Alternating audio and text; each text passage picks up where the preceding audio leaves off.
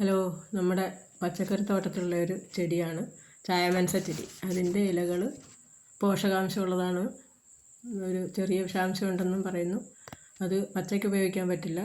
അരിഞ്ഞ് പിന്നെ അതിൻ്റെ ഇലകൾ തലയ്ക്കും തണ്ടും എല്ലാം കൂട്ടിയിട്ടാണ് ഉപ്പേരി വെക്കുന്നത്. നമുക്ക് ചീരയേക്കാൾ പോഷക ഗുണമുണ്ട് ഇലകൾക്കും.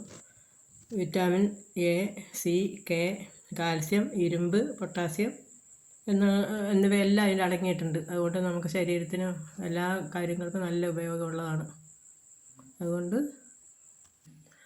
നമ്മുടെ പച്ചക്കറിത്തോട്ടത്തിൽ ചായമനസ ചെടികൾ എല്ലാവരും നട്ടു വളർത്താൻ നോക്കണം. നല്ല പോഷകാഹാരമാണ്, പോഷകാംശമുള്ളതാണ്. ആ ഉള്ളി, പച്ചമുളക് ഒക്കെ വഴറ്റിയിട്ട് വേണം ഈ തോരൻ വെക്കാൻ. ചായമനസ ചെടി വളരെ പോഷകമുള്ളതാണ്.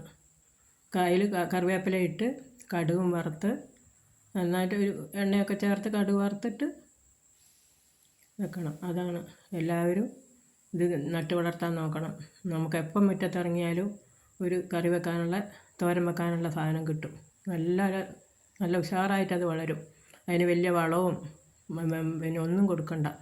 നട്ടു വളർത്തി കുറച്ച് വെള്ളം നനച്ച് ചാണകപ്പൊടിയൊക്കെ ഇട്ട് കൊടുത്താൽ മതി. നന്നായിട്ട് വഴറ്റി തോരൻ കറിവേപ്പിലയും ഉള്ളിയും എല്ലാം ഇട്ട് വഴറ്റി തോരൻ വെക്കാം.